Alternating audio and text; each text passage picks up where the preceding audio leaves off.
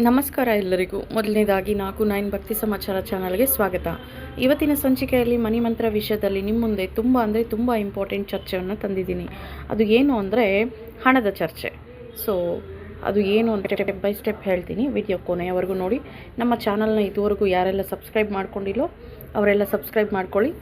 Video ಕೊನೆ ಟೈಮಲ್ಲಿ ನಿಮಗೆ ಟಿಪ್ ಕೂಡ ಲಭ್ಯವಿದೆ.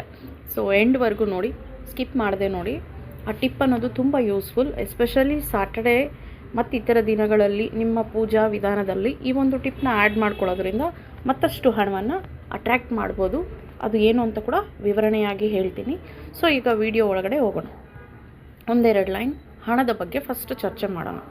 ಓಕೆ ಮಿತ್ರರೇ, ಹಾಯಾಗಿ ಉಲ್ಲಾಸದಿಂದ ನೀವು ಜೀವನವನ್ನು ನಡೆಸಿದರೆ ನಿಮಗೆ ಆರೋಗ್ಯವು ನೆಮ್ಮದಿಯು ದೊರೆಯುತ್ತದೆ. ನೀವು ಯಾವಾಗಲೂ ಹಾಗೆಯೇ ಇರಬೇಕು. ಯಾಕಂದರೆ ಯಾವುದೇ ವಿಷಯವನ್ನು ನಕಾರಾತ್ಮಕವಾಗಿ ಯೋಚಿಸಿದರೆ ಅದರ ಪರಿಣಾಮ ನಿಮ್ಮ ಮನಸ್ಸಿನ ಮೇಲೆ ಮತ್ತು ದೇಹದ ಮೇಲೂ ಬೀರುತ್ತದೆ. ನಮ್ಮ ದೇಹ, ಮನಸ್ಸು ಮತ್ತು ಆತ್ಮ ಅಂದರೆ ಬಾಡಿ, ಮೈಂಡ್ ಆ್ಯಂಡ್ ಸೋಲ್ ಆರೋಗ್ಯವಾಗಿರಬೇಕು.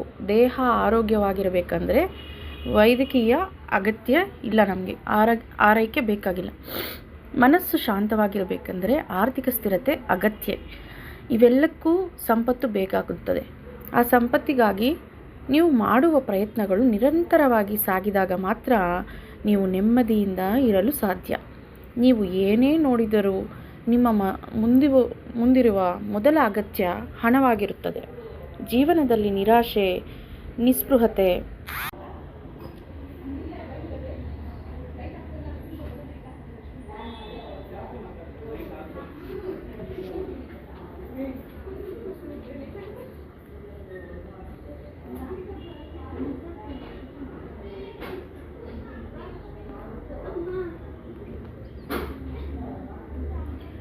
ಜೀವನದಲ್ಲಿ ನಿರಾಸೆ, ನಿಸ್ಪೃಹಗಳು ನಿಮ್ಮನ್ನು ಸುತ್ತುವರಿಯುತ್ತವೆ. ನಿಮ್ಮ ಬಗ್ಗೆ ನೀವು ಯೋಚಿಸುತ್ತೀರಾ? ಯಾವಾಗಲೂ ನಿಮ್ಮ ಕುಟುಂಬದ ಬಗ್ಗೆ ಯೋಚಿಸುತ್ತೀರಾ? ಅವರಿಗೆ ಏನು ಬೇಕು, ಹೇಗೆ ಬದುಕಿಸಬೇಕು ಎಂಬುದರಲ್ಲೇ 24 ಗಂಟೆಗಳು ನಿಮ್ಮ ಗಮನ ಇರುತ್ತದೆ. ಒಮ್ಮೆ ನಿಮ್ಮನ್ನೇ ಕೇಳಿಕೊಳ್ಳಿ, ಇಲ್ಲಿಯವರೆಗೂ ನಿಮಗಾಗಿ ನೀವು ಏನು ಮಾಡಿಕೊಂಡಿದ್ದೀರಿ? ಈ ಪ್ರಶ್ನೆಯನ್ನು ನಿಮಗೆ ನೀವೇ ಕೇಳಿಕೊಳ್ಳಿ. ಏಕೆಂದರೆ ಒಂದು ನಿಮಿಷ. ಯಾಕೆ ಹೀಗೆ ಹೇಳ್ತಿದ್ದೀನಿ ಅಂದರೆ, ನಿಮ್ಮ ಒಳಗೆ ಒಂದು ವ್ಯಕ್ತಿ ಇದ್ದಾನೆ. ಮೊದಲು ಅವಳನ್ನು ಸಂತೃಪ್ತಿಪಡಿಸಬೇಕು. ಆಗ ನೀವು ಬಯಸಿದ್ದೆಲ್ಲವನ್ನು ಸಾಧಿಸಬಹುದು.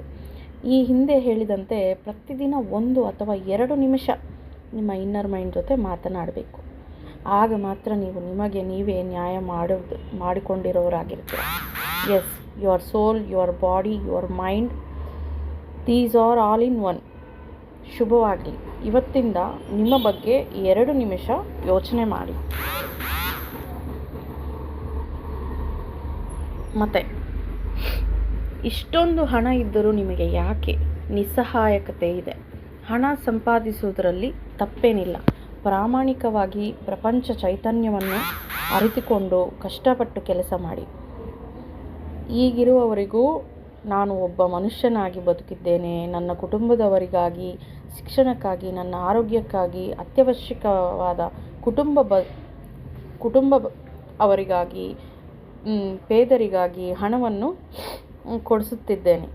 ನೀವು ಸಂಪಾದಿಸುತ್ತಿರುವ ಹಣಕ್ಕೆ ಕಾರಣವಾಗಿ ನಿಮ್ಮ ಕುಟುಂಬವರು ನಿಮ್ಮನ್ನು ಮೀರೆ ಅಂದರೆ ನೀವೇ ಎಲ್ಲದಕ್ಕೂ ನೀವೇ ಅಂತ ಕರೀತಾರೆ. ಕೆಲವು ದಿನಗಳಿಂದ ನನ್ನ ಆರ್ಥಿಕ ಸ್ಥಿತಿಯನ್ನು ಚದುರಿಸುತ್ತಿರುವ ಇನ್ನೂ ಕೆಲವು ವಿಷಯಗಳು ನಿಮಗೆ ಇದ್ದರೆ ಇನ್ನೂ ಹೆಚ್ಚಿನ ರೀತಿಯಲ್ಲಿ ಆಲೋಚಿಸಬೇಕು. ಆದರೆ ನಿಮ್ಮಲ್ಲಿರುವುದರಿಂದ ಇನ್ನೂ ಹೆಚ್ಚಿಸದನ್ನು ಪಡ್ಕೊಳ್ಳಬೇಕು. ಮೊದಲು ನಿಮ್ಮ ಮೇಲೆಯೇ ವೃತ್ತಿಪರವಾಗಿ ಆಲೋಚಿಸಿ. ನಂತರವೂ ಸುಲಭವಾದ ಮಾರ್ಗ ಯಾವುದೂ ಇಲ್ಲ. ಯಾರೂ ಬಂದು ಏನೂ ಮಾಡುತ್ತಾರೆ ಎಂದು ಕಾಯುವುದು ಮೂರ್ಖತನ. ಆದ್ದರಿಂದ ನಾನು ಹೇಳುವುದು ಒಂದೇ, ನಿಮ್ಮ ತಲೆಯನ್ನು ನೀವೇ ಮಾರಿಕೊಳ್ಳಬೇಡಿ. ಮಾರಾಟದ ದರ, ಗುಣಮಟ್ಟ, ದೈವ ಇವೆಲ್ಲವನ್ನು ಕೊನೆಯವರೆಗೂ ಮಿಶ್ರಣ ಮಾಡಿ ಒಂದು ಗುರಿಯ ಮೇಲೆ ಗಮನ ಕೊಡಬೇಕು. ಆ ಗುರಿಯನ್ನು ಸಾಧಿಸಬೇಕು. ನೀವು ಆಯ್ಕೆ ಮಾಡುವ ದಾರಿಗೆ ಸಂಬಂಧಿಸಿದಂತೆ ಮಾತ್ರ ನಿಮಗೆ ಲಾಭ ಸಿಗುತ್ತದೆ. ಅದು ನಿಮ್ಮ ಕೈಯಲ್ಲೇ ಇದೆ. ಅದು ದುಡ್ಡು, ಸಂಪತ್ತು ಅಥವಾ ಇನ್ನೇನಾದರೂ ಆಗಿರಬಹುದು. ಗುರಿ ಇಲ್ಲಿ ಗುರು ಹೇಳೋದೇನೆಂದರೆ ನಮ್ಮ ಗುರಿ ಮಾತ್ರವೇ ಮುಖ್ಯ. ಪರೀಕ್ಷೆ ಮಾಡಬೇಕಾದದ್ದು ಮಾತ್ರ ನಿಮ್ಮದು. ಆಲೋಚಿಸಿ ಗಂಭೀರವಾಗಿ ಉತ್ಸಾಹದಿಂದ ಮುಂದುವರಿಯಿರಿ. ಮತ್ತು ಇವತ್ತಿನ ಟಿಪ್ ಹೇಳ್ತೀನಿ. ಸೊ ಟಿಪ್ ಏನು ಅಂದರೆ, ದೀಪಾರಾಧನೆ ಮಾಡ್ತೀವಿ. ದೀಪಾರಾಧನೆಗೆ ನಾನು ಇದಕ್ಕೆ ಮೊದಲಿನ ವಿಡಿಯೋನಲ್ಲಿ ಹೇಳಿದ್ದೀನಿ, ಜವಾದು ಪೌಡರ್ ಬತ್ತಿಗೆ ಹಾಕಿ ಅಂತ ಹೇಳಿದ್ದೆ. ಸೊ ನೀವು ದೀಪಾರಾಧನೆ ಮಾಡೋ ಎಣ್ಣೆನಲ್ಲೇ ಒಂದಷ್ಟು ಚಿಟಿಕೆಯಷ್ಟು ಅಥವಾ ಒಂದು ಸ್ವಲ್ಪ ಹೆಚ್ಚೇ ತಗೊಳ್ಳಿ. ಜವಾದು ಪೌಡರ್ ಆ ಎಣ್ಣೆಗೆ ಮಿಶ್ರಣ ಮಾಡಿ, ತುಪ್ಪ ಆಗಿರ್ಬೋದು, ದೀಪದ ಎಣ್ಣೆ ಆಗಿರ್ಬೋದು, ಅಥವಾ ಬತ್ತಿಗೆ ಬಳದ್ರೂ ಪರವಾಗಿಲ್ಲ, ಹಾಕ್ಬಿಟ್ಟು ಚೆನ್ನಾಗಿ ಮಿಶ್ರಣ ಮಾಡಿಬಿಟ್ಟು ದೀಪಾರಾಧನೆ ಮಾಡಿ. ಇಲ್ಲಿ ಮತ್ತೆ ನೀವು ಗಮನದಲ್ಲಿ ಇಟ್ಕೋಬೇಕಾಗಿರೋದು, ದೇವರಿಗಾಗಿ ಬಳಸ್ತಾ ಇರೋ ಪದಾರ್ಥವನ್ನು ನೀವು ಉಪಯೋಗಿಸಬಾರ್ದು. ಅದು ಪರ್ಫ್ಯೂಮ್ ಆಗಿರ್ಬೋದು, ಪೌಡರ್ ಆಗಿರ್ಬೋದು. ಪರ್ಫ್ಯೂಮ್ ಆದರೂ ಸರಿ 2 ಡ್ರಾಪ್ 3 ಡ್ರಾಪ್ ಆ ದೀಪದ ಒಳಗಡೆ, ಅಂದರೆ ಆ ದೀಪದ ಎಣ್ಣೆ ಒಳಗಡೆ ಸೇರಿಸ್ಬೇಕು, ಮಿಶ್ರಣ ಮಾಡಬೇಕು. ತದನಂತರ ದೀಪಾರಾಧನೆ ಮಾಡಬೇಕು. ಇಲ್ಲ ಪೌಡರ್ ಆದರೂ ಅಷ್ಟೇ, ಚೆನ್ನಾಗಿ ಕಲಿಸ್ಬಿಟ್ಟು ದೀಪಾರಾಧನೆ ಮಾಡಿ. ಇದು ಮಾಡೋದ್ರಿಂದ ಏನಾಗುತ್ತೆ ಅಂದರೆ, ಮನೆಯೆಲ್ಲ ಒಳ್ಳೆ ಒಂದು ದೇವಸ್ಥಾನದ ಒಳಗಡೆ ನಾವು ಎಂಟ್ರಿ ಕೊಟ್ಟರೆ ಹೇಗೆ ಪಾಸಿಟಿವ್ ವೈಬ್ಸ್ ಅನ್ನೋದು ನಮಗೆ ರೀಚ್ ಆಗುತ್ತೆ, ಅದೇ ಥರ ನಮ್ಮ ಮನೆಯಲ್ಲಿ ವಾತಾವರಣ ಅನ್ನೋದು ಕ್ರಿಯೇಟ್ ಆಗುತ್ತೆ. ನಮ್ಮಲ್ಲಿ ಪಾಸಿಟಿವ್ ಥಾಟ್ಸ್ ಅನ್ನೋದು ರಿಲೀಸ್ ಆಗುತ್ತೆ.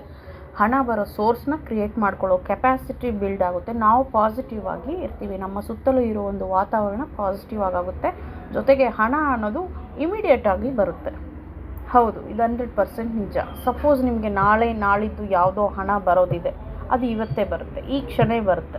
ನೀವು ದೀಪಾರಾಧನೆ ಮಾಡಿ ವಿತಿನ್ 3 or 4 ಅವರ್ಸಲ್ಲಿ ಸಹ ನೀವು ಪಾಸಿಟಿವ್ ನೋಡ್ತೀರ. ಅದು ಯಾವುದೇ ಒಂದು ಬದಲಾವಣೆ ಆಗಿರ್ಬೋದು. ಒಂದು ಸಣ್ಣ ಬದಲಾವಣೆ ಬಯಸ್ತಾ ಇರ್ತೀರ, ಮನೆಯಲ್ಲಿ ಖರ್ಚಿಗೆ ಹಣ ಬೇಕು ಅಂತ ಸಣ್ಣದಾಗಿ ಎದುರು ನೋಡೋರು ಇರ್ತಾರೆ.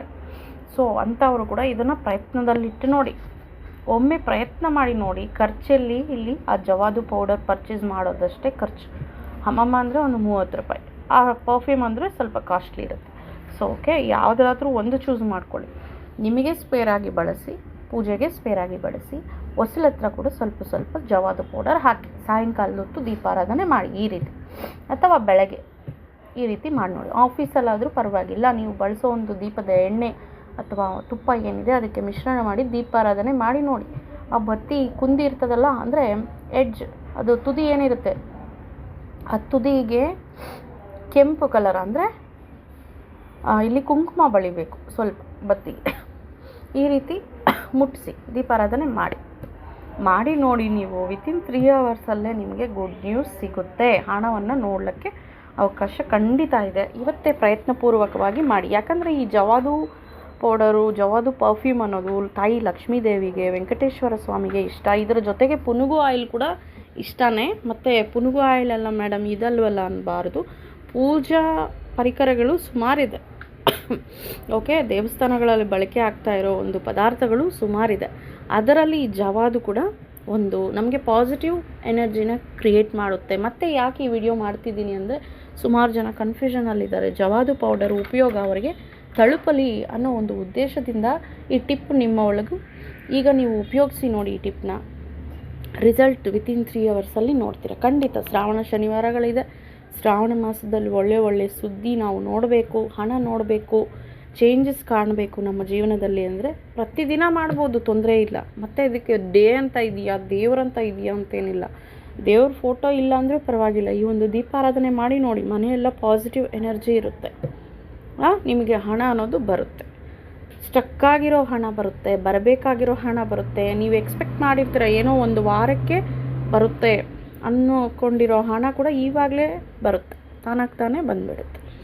ಸೊ ಈ ರೀತಿ ಯಾವುದೇ ರೀತಿ ನೀವು ಎಕ್ಸ್ಪೆಕ್ಟ್ ಮಾಡಿದರೂ ಸರಿ, ಹಣ ಅಂತೂ ಖಂಡಿತ ನೋಡ್ತೀರಾ. ಓಕೆ, ದೀಪಾರಾಧನೆ ಮಾಡಿ. Thank you for watching. ಈ ವಿಡಿಯೋನ 4 ಜನಕ್ಕೆ ಶೇರ್ ಮಾಡೋದಂತೂ ಮರೆಯೋಕ್ಕೆ ಹೋಗಬೇಡಿ.